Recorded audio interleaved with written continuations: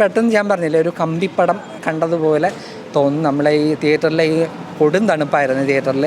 അതിനിടയിൽ നമ്മുടെ ഇന്ദ്രിയങ്ങളെ ഉണർത്തുകയും ഉദ്ധാരണം ചെയ്യിപ്പിക്കുകയും ചെയ്യും. അമ്മാതിരി സീന് സിനിമയിലുണ്ട്. എന്ത് പറയാം, ഫാമിലി ആയിട്ട് വന്നിരുന്ന് കാണാൻ പറ്റില്ല. കാരണം ന്യൂഡ് സീനുണ്ട്. സർട്ടിഫിക്കറ്റ് സിനിമയാണ്. അമ്മാതിരിയുള്ള ന്യൂഡ് സീൻസ് കാണിക്കുന്നുണ്ട്. പിന്നെ നായകനും നായികയും തമ്മിലുള്ള ഒരുപാട് സിനിമയിൽ ലിപ് ലോക്കും കടപ്പുറ രംഗവും അമ്മാതിരി സീനുകൾ ഒരുപാട് കാണുന്നുണ്ട്. അത് കാണാൻ വേണ്ടി വേണമെങ്കിൽ വന്ന് കാണാൻ വരാം. അല്ലാതെ സിനിമ നമ്മളെ അങ്ങ് ബോറടിപ്പിക്കും.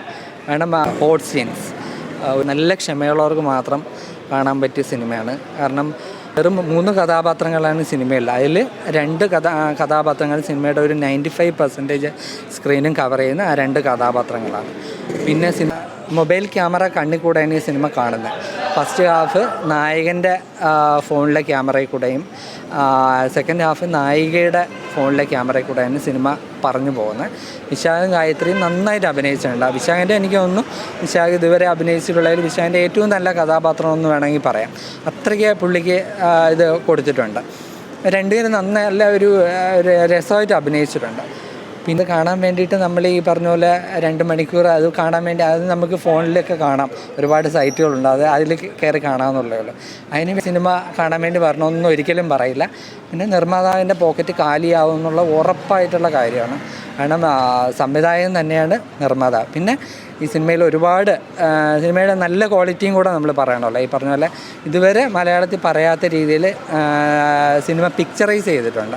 എന്ന് പറയുമ്പോൾ ഒരു ക്യാമറയിൽ കൂടെ കാണുന്ന രീതിയിലാണ് സിനിമ ഷൂട്ട് ചെയ്തേക്കുന്നത്. പിന്നെ അതിൻ്റെ സൗണ്ട് മിക്സിങ്, എഡിറ്റിങ് ഇതെല്ലാം വളരെ മികച്ചതാണ്. പിന്നെ സംവിധായകൻ എഡിറ്ററും കൂടെയാണ്. അപ്പോൾ അതിൻ്റെ ആ ഒരു ക്വാളിറ്റി അതിലുണ്ട്. എഡിറ്റിങ്ങിലും പുള്ളിക്കറിയാം അതിൻ്റെ ആ ഒരു ക്യാമറ ചലിപ്പിക്കുന്ന അതെല്ലാം ഭംഗിയായിട്ട് ചെയ്തിട്ടുണ്ട്. പിന്നെ സിനിമയിൽ നമ്മൾ പുറത്തിറങ്ങുമ്പോൾ നമുക്ക് ആ ഓർത്ത് വയ്ക്കാനുള്ളത് വിശാഖിൻ്റെയും ഗായത്രിയുടെയും ഹോട്ട് സീൻസ് മാത്രമേ ഉള്ളൂ.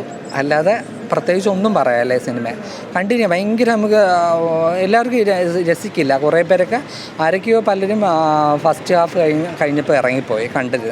ഇനി അടുത്ത പൈസ കൊടുത്താലേ അങ്ങോട്ട് പൈസ കൊടുത്താലേ സെക്കൻഡ് ഹാഫ് കാണാൻ പറ്റുള്ളൂ എന്നും പറഞ്ഞുകൊണ്ട് 3-4 പേര് ഉറക്കെ പറഞ്ഞിട്ട് പോകുന്നുണ്ട്. അങ്ങനെ പിന്നെ ആകപ്പാട് ഒരു 8-10 പേരുണ്ടാവുന്നത് തിയേറ്ററിൽ. പിന്നെ അതാണ്, പ്രത്യേകിച്ച് ഒന്നും പറയാമല്ലോ സിനിമയെ പറ്റി. സെൻട്രൽ വാച്ചാണ്, അല്ലാതെ നമ്മൾ ഫോണിലൊന്നും കണ്ടിട്ട് കാര്യമൊന്നുമില്ല. എന്ന് വെച്ചാൽ ഒരു ഹൊറർ ഫിലിം അല്ല, പക്ഷേ നമ്മൾ ഓരോ സെക്കൻഡ്സും ഞെട്ടി ഇനി എന്തോ ആകാംക്ഷ. എന്ന് വെച്ചാൽ ഒരു മഞ്ജു വാര്യറും 3 വരെ ആ സിനിമയിലുള്ളൂ. അങ്ങനത്തെ ഒരു പടം, ത്രില്ലറാണ്, മസ്റ്റ് വാച്ച് മൂവിയാണ്. കുറേ ഗൂസ് ബംസ് സീൻസ് ഉണ്ട്. അങ്ങനത്തെ ഒരു മൂവിയാണ്. മഞ്ജു വാര്യർ മിണ്ടിയിട്ട് പോലും ഇല്ല സിനിമയിൽ, സംസാരിച്ച് ഊമയായിട്ട് അഭിനയിച്ചു. എന്നുവെച്ചാൽ ഫോണിലൊന്നും കാണാൻ കൊള്ളത്തില്ല, തിയേറ്ററിൽ തന്നെ ഇരുന്ന് വന്ന് കാണുക. ഫാമിലി സിനിമയല്ല.